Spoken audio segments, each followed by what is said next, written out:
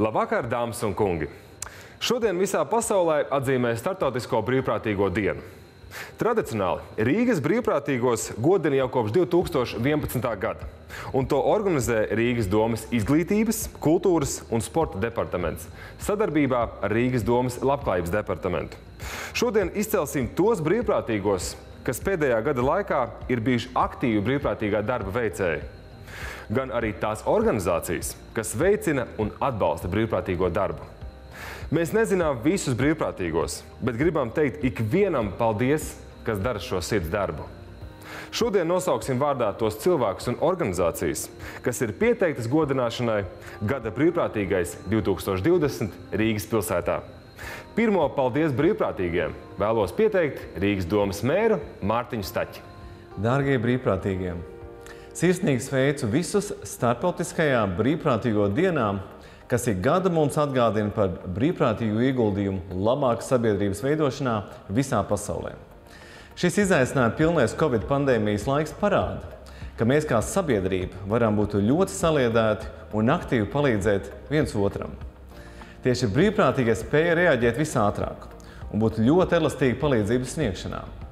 Šajā laikā brīvprātīgo aktivitāte nemazinājās un darbā iesaistījās arī cilvēki, kuriem tā bija pirmā reize.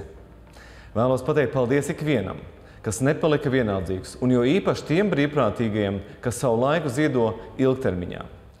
Brīvprātīgais darbs stiprina mūsu kopības sajūtu, vairo labklājību un ceļ dzīves kvalitāti.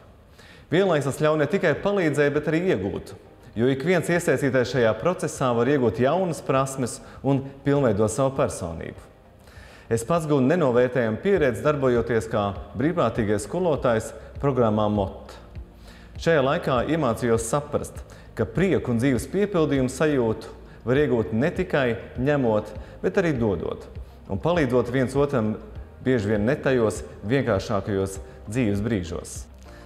Pasākums Gada brīvprātīgais ir lielisks veids, kā atskatīties uz paveikto, pateikt paldies un iedvesmot citus pievienoties brīvprātīgo kustībai. No Rīgas šogad tika pieteikti 83 brīvprātīgie un 11 nevalstiskās organizācijas. Slepojos, ka mūsu pilsētā ir tik daudz cilvēku, kas nesautīgi darbojas līdz cilvēku labā. Un jo īpaši sveicu tos, kas saņems godazīmes kā labākie brīvprātīgie visā Latvijā. Es novēlu veiksmīgi turpināt iesākto un nekautrēties meklēt jaunas izaicinājumus. Lai jums prieka pilna šī diena. Paldies Rīgas domes mēram par pozitīvo un iedvesmojošo sveicienu. Paldies ir veltīts visiem brīvprātīgā darba veicējiem, taču jo īpaši 83 cilvēkiem un 11 organizācijām no Rīgas, kas ir pieteiktas šim godināšanas pasākumam. Katrs no brīvprātīgiem saņems mēra pateicības rakstu, kas izskatās lūk šādi, skaistos vākos ar Rīgas mēra Mārtiņa Staķa parakstu. Kāds brīvprātīgo kustībai ir pievienojies pavisam nesen? Kādam tas ir dzīvesveids? Brīvprātīgie savu darbu veids dažādās jomās – sociālā, sportā, gan arī kultūrā. Pieteiktie brīvprātīgie ir dažādi vecumi, sākot no 15 gadiem līdz pat 96 gadiem. Kaut visiem mums būtu tāda veselība un mūžs gars un griba palīdzēt. Un šodien brīvprātīgo sveikšanu sāksim ar visplašāk pārstāvēto sociālo jomu. Par to, kāds ir brīvprātīgo ieguldījums Rīgas sociālā dienesta dienas centros, pastāstīs tā vadītāja Guna Eglīte. Rīgas sociālā dienesta 6 dienas centros un kopienas centrā strādā vairāk kā 60 brīvprātīgo. Tas ir būtisks atspaids mūsu darbiniekiem ikdienas aktivitāšu veikšanā. Un šobrīd arī Latvijā, kad ir brīvprātīgo darba likums izdots, šie brīvprātīgie ne tikai Rīgas sociālajā dienestā, bet visā Latvijā dažādās organizācijās spēj sniegt savu ieguldījumu, savu sirds siltumu, savu vēlmu strādāt un prieks par to, ka brīvprātīgiem nav nepieciešama īpaša motivācija, īpaša lūgums nāciet palīgā. Viņi nāk palīgā tādā brīdī, kad šī palīdzība ir nepieciešama. Vēlos pateikt paldies mūsu brīvprātīgajiem, kuri strādā dienas centros un kopienas centrā, par jūsu milzīgo ieguldījumu, par to darbu, par to sirds darbu, ko jūs darat ikdienā un palīdzību mūsu dienas centra klientiem. Šogad godināšanai ir pieteikti 25 brīvprātīgie no Rīgas sociālā dienesta dienas centriem un kopienas centra, kuros brīvprātīgie citiem organizē dažādas brīvā laika pavadīšanas iespējas. Brīvprātīgie gan paši vēlas būt aktīvi, gan aicina arī citus tādiem būt. Dienas centra brīvprātīgie ir vecumā no 50 līdz pat 96 gadiem. Taču visi ir enerģijas pilni, iesaistās ar entuziasmu un lielu atbildības sajūtu. Brīvprātīgie organizē gan muzikālas pēcpusdienas, māca citiem dejot līnijdejas, vada dienas centra kori, vingrošanas nodarbības, kustību aktivitātes, deju grupas, jogas, pilates uz bumbām, dalās ar citiem glaznošanas prasmēs, apgūst valodas, kā piemēram angļu, vācu, šuj maskas sev un arī līdzcilvēkiem. Kā nākamos sveiksim tos brīvprātīgos, kas pieteikti cita dienas centra, nodibinājuma Latvijas evaņģēliskās luteriskā baznīcas diakonijas centrs dienas centra Mēs, kuri sniedz emocionālu un praktisku palīdzību gan krīzē nonākušiem cilvēkiem, gan sociālo māju iemītniekiem. Īpašs paldies ir neredzīgai brīvprātīgai, kura ada zeķis un tamborē čībiņas, kuras lūdz nogādāt cilvēkiem, kuriem tas patiešām ir nepieciešams. Brīvprātīgie ir radoši cilvēki un var darboties arī radio. Piemēram, Radio Marija Latvija ir nekomerciāla un pašu klausītāju veidota radiostacija, kuras pastāvēšanas pamatā ir brīvprātīgais darbs. Brīvprātīgie paši veido raidījumus un pavada laiku radio ēterā, translē lūgšanas un dievkalpojumus, sarunājas ar jauniešiem, veido izglītojošas raidījumus par baznīcas tēmām un pat arī erudīcijas raidījumus, kur ar humoru un smaidu runā par nopietnām tēmām. Par nākamajiem brīvprātīgiem no Senioru zvana centra jums pastāstīs Rīgas domas labklājības departamenta pārstāve Linda Sausā. Rīgā kopš 2015. gada darbojas Senioru zvanu centrs. Katru darba dienu no 10 līdz 14 pēcpusdienā brīvprātīgie seniori atbild uz citu senioru zvaniem. Ja agrāk seniori zvanīja uz šo tālruni un interesējās par bezmaksas veselību veicinošām aktivitātēm, mākslas, kultūras pasākumiem, tad šobrīd vairāk zvana vienkārši, lai aprunātos. Ir iestājies tāds drūmāks laiks, un seniori ir kļuvuši vientuļāki. Tāpēc viņi labprāt izmanto šo tālruni, lai vienkārši piezvanītu un aprunātos ar domu biedriem. Brīvprātīgie seniori labprāt uzklausa ikvienu zvanītāju un aprunājas. Un, protams, viņi dara visu iespējamo, lai šie zvani beigtos uz tādas pozitīvas nots. Un šodien es vēlos teikt paldies gan uzticīgajiem zvanītājiem, gan Senioru zvanu centra brīvprātīgajiem par darbu un, protams, aicinu ikvienu skatītāju pievienoties brīvprātīgajiem darbam. Linda, liels tev paldies par tavu stāstu, ka esi šodien arī šeit kopā ar mums. Es vēlos piebilst, ka tiešām mēs kā cilvēki esam sociāls būtnes un sarunāties ir ļoti svarīgi. It īpaši šajā trakajā laikā. Ja arī jūs vēlaties kādreiz ar kādu aprunāties, varat zvanīt darba dienās uz šādiem Senioru zvanu centra tālruņiem, kuri šobrīd ir redzami ekrānā. Seniori ir gan paši brīvprātīgie, gan arī tie, kas saņem atbalstu no brīvprātīgiem. Viens no šādiem piemēriem ir Rīgas sociālās aprūpes centrs Mežciems, jeb tautā vairāk zināms arī kā pansionāts. Centra iemītnieku ikdienu iepriecinošāku padara brīvprātīgie ar savām aktivitātēm. Viņi vada bociju spēli, vada klientus pastaigās, organizē sadraudzības un iedvesmošanas pasākums, kā arī sarunas par dzīvi un koncertus. Kā atzīst sociālās aprūpes centrā, brīvprātīgie ir kā ģimenes locekļi, kurus visi mīl un ļoti, ļoti ciena. Brīvprātīgie ir aprūpes centra iedzīvotāju iedvesmas avots. Biedrības Livintegro brīvprātīgie popularizē sportu un aktīvu dzīvesveidu, iesaistot bērnus un jauniešus ar kustību traucējumiem un arī viņu ģimenes locekļus dažādās aktivitātēs. Bez brīvprātīgiem pasākumu un aktivitātes nemaz nevarētu notikt. Tik plašs un nozīmīgs ir viņu ieguldītais darbs. Tālāk aicina projekta brīvprātīgie.lv vadītāju Intu Teterovski pastāstīt par dažādību brīvprātīgajā darbā.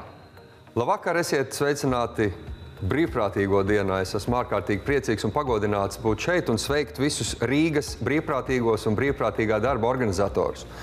Paldies Rīgas pašvaldībai, kas atzīmē brīvprātīgo dienu jau daudzus gadus. Man liekas, tas ir ārkārtīgi svarīgs notikums katra brīvprātīgā dzīvē. Un ne tikai, jo tiem, kas mūs šodien, piemēram, vēro, varbūt tā būs jauna iedvesma arī pašiem iesaistīties brīvprātībā. Jo brīvprātīgie nav tikai sociālā jomā vai sportā, brīvprātīgie ir ik uz soļa. Un tas ir gan sporta norisēs, gan lielās, gan mazās, gan arī kultūras norisēs, kaut vai man ļoti tuvajos dziesmu svētkos. Un ir ārkārtīgi svarīgi savu laiku, savu brīvo laiku piepildīt ar saturīgu, visiem noderīgu darāmo. Un šeit ir būtiski, ja neatrast uzreiz varbūt savu jomu, tad vismaz pamēģināt būt brīvprātīgajam pēc iespējas vairāk dažādos veidos. Un tad, ja jūs esat jau tiešām izdomājuši, ko jūs gribētu darīt kā brīvprātīgais, tad noteikti ir lielisks iespējas arī nevalstiskajās organizācijās, jo tā ir tā labākā lieta, ko mēs kā pilsoniskas sabiedrības cilvēki varētu realizēt. Būt noderīgi sev, savai ģimenei, savai saimei, savai sabiedrībai, savai pilsētai. Un gribētos iedrošināt visus, meklējiet iespēju būt par brīvprātīgo, meklējiet iespēju būt noderīgi viens otram un sabiedrībai kopumā. Arī sporta pasākumi nav iedomājami bez brīvprātīgiem. Viņi iesaistījās ar aizrautību un piedalījās bērnu un jauniešu velo sacensībās Riteņu vasara un ģimeņu sacensībās Imūrings. Iesaistoties dažādos organizatoriskajos darbos, piemēram, rakstīja diplomus, veica reģistrāciju un pat vadīja arī apbalvošanas ceremoniju. Brīvprātīgais darbs sniedz ieguldījumu kāda cita vai visas sabiedrības kopējā labumā, un tas notiek bez finansiālas ieinteresētības. Brīvprātīgajā darbā ir daudz un dažādas iespējas iesaistīties. Vai tā būtu pašvaldība, vai valsts iestāde, vai nevalstiskā organizācija, vai arī individuāli veikts brīvprātīgais darbs. Kāds palīdz cilvēkiem ar invaliditāti, iedvesmo viņus ne tikai būt aktīviem nodarbinātībā, bet arī sportot. Kāds par ziedojumu naudu sarūpē silts maltītes mediķiem. Cits psiholoģiski atbalsta cilvēkus, kur pārcietuši insultu. Brīvprātīgajā darbā iesaistās arī ārvalstu jaunieši, kuri palīdz integrēties citiem cilvēkiem, kuri uzsākuši savu dzīvi Latvijā. Citi veido sirsnīgus muzikālus sveicienus un koncertus, iesaistās kā palīgi mākslas pasākumos vai dabas un vidas aktivitātēs. Brīvprātīgo darbs ir viens no veidiem, kā cilvēki ar atšķirīgām spējām un pieredzi var veicināt pozitīvas pārmaiņas. Šajā brīdī, dāmas un kungi, es vēlos skatuves aicināt brīnišķīgu un sirsnīgu mākslinieku, kuru pazīst ne tikai Latvijā. Dāmas un kungi, Lauris Reiniks.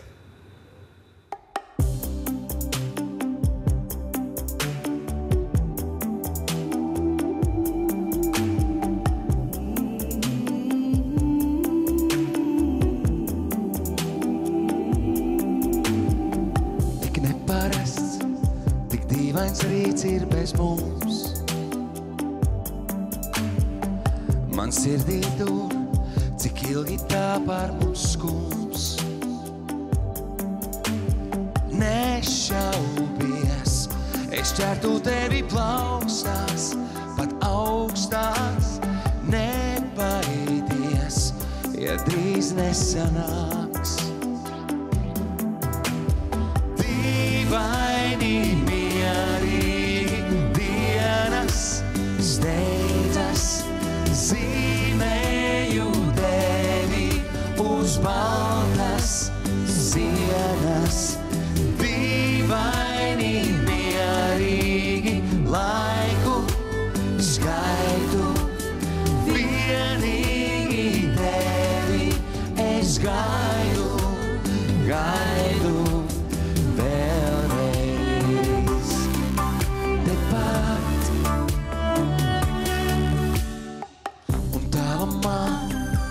Dzirdu soļi kā klauds, tie tuvojas, un tas man nozīmē daudz. Kā lai zina, cik bezgalīgi ilgi, ilgi ļausim man vēl nepieskarties. Dīvaini steidzas, zīmēju baltas ziedas, dīvaini, mierīgi laiku skaitu, vienīgi tevi es gaidu, gaidu vēlreiz.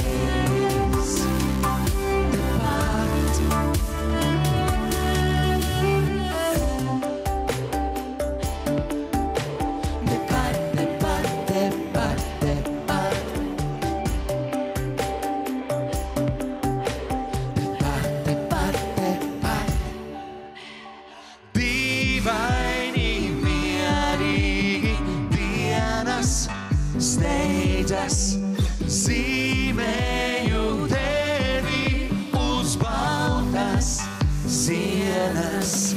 Dīvaini, mierīgi laiku skaitu, vienīgi tevi es gaidu, gaidu vēlreiz. Tepat.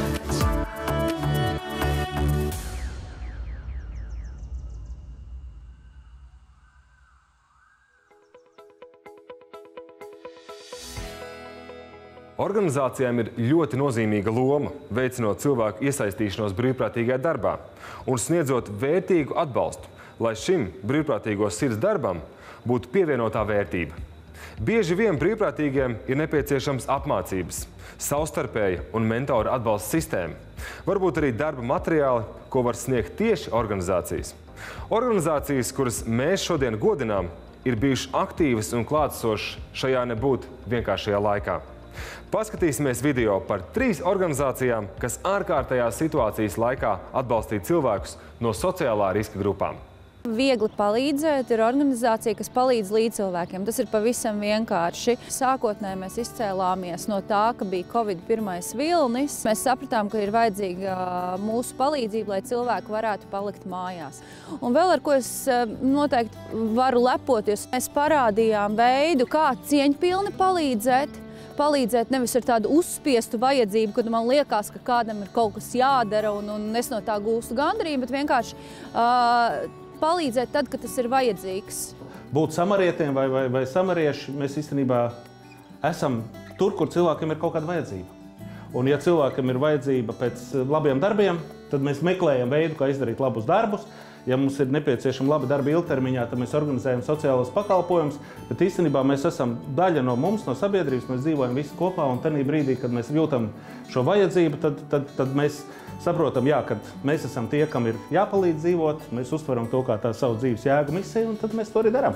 Un ja mēs runājam tagad par Covid laikiem, jā, tad mēs redzam to, ka ir bailes, ir trauksme, ir bažas, ir vajadzība pēc tiešas palīdzības, un tad, protams, mēs kā savu misiju saprotam to, ka mums ir jāmobilizē savi resursi, jāmobilizē sabiedrības resursi, jāuzrunā cilvēku un kopīgi jāmēģina organizēt sava dzīve tā, lai mēs tiem, kam ir šīs bažas, trauksme, nedrošība un vajadzības, varētu tad arī tieši palīdzēt. Esam ļoti priecīgi un gandarīti par to, ka mūsu brīvprātīgie un arī darbinieki nav nobijušies un aktīvi arī šajā Covid laikā turpina darboties. Protams, ka cilvēki ir satraukšies, tas ir kaut kas jauns visā pasaulē un tas ir arī bīstams, protams. Bet mūsu nostāja ir miera, tikai mieru. Viss būs kārtībā un mēs soli pa solim ejam uz risinājumu visu pasauli kopā.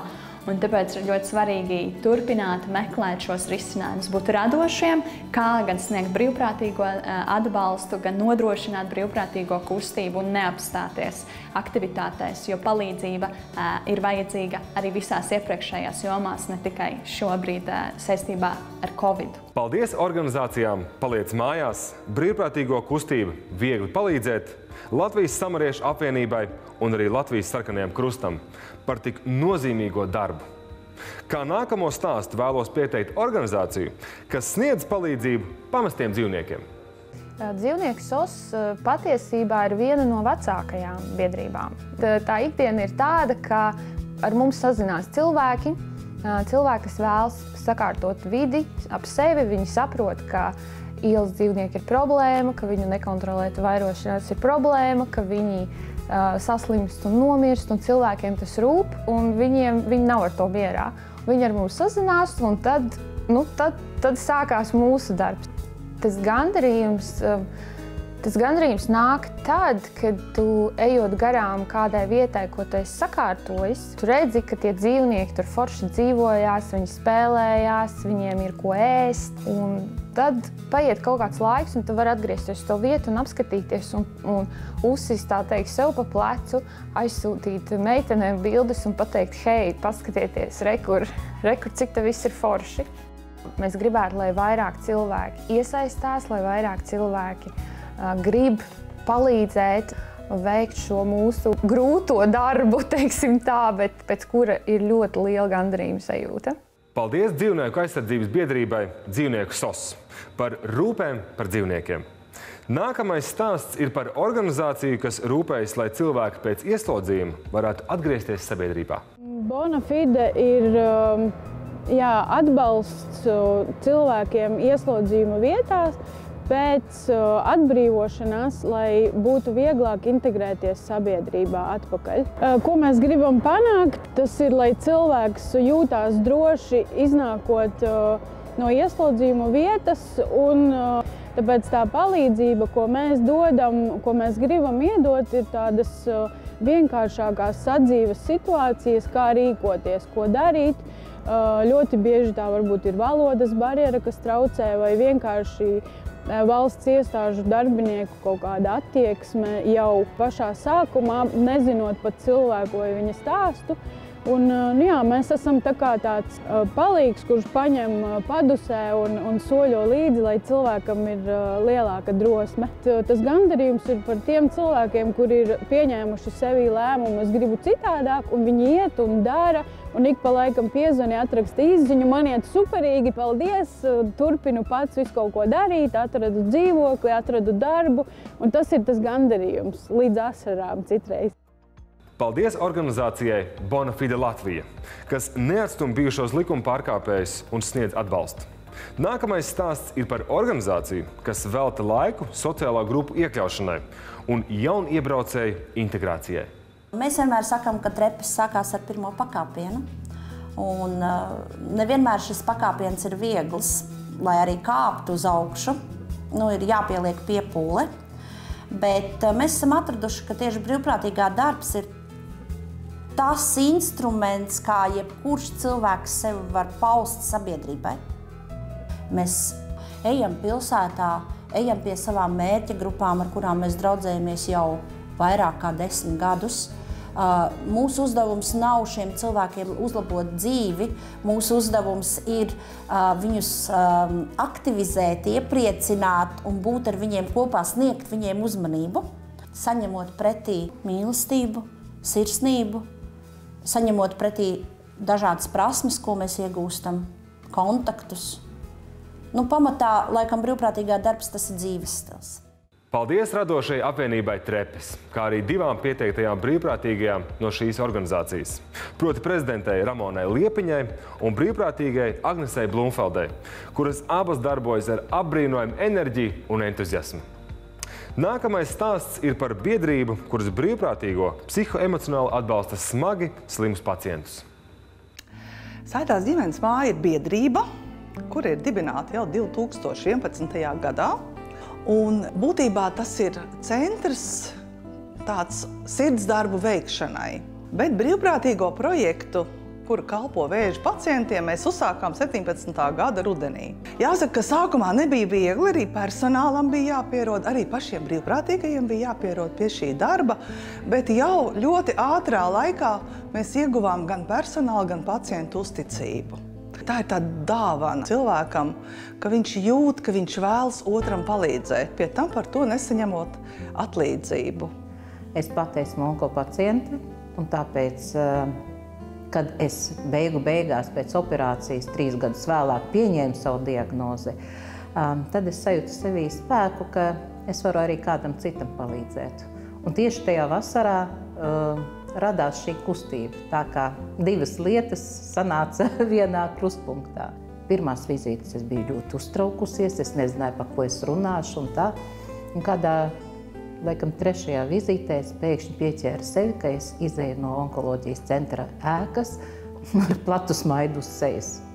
Tas pilnīgi tāds, ka es par to pat nebiju domājusi.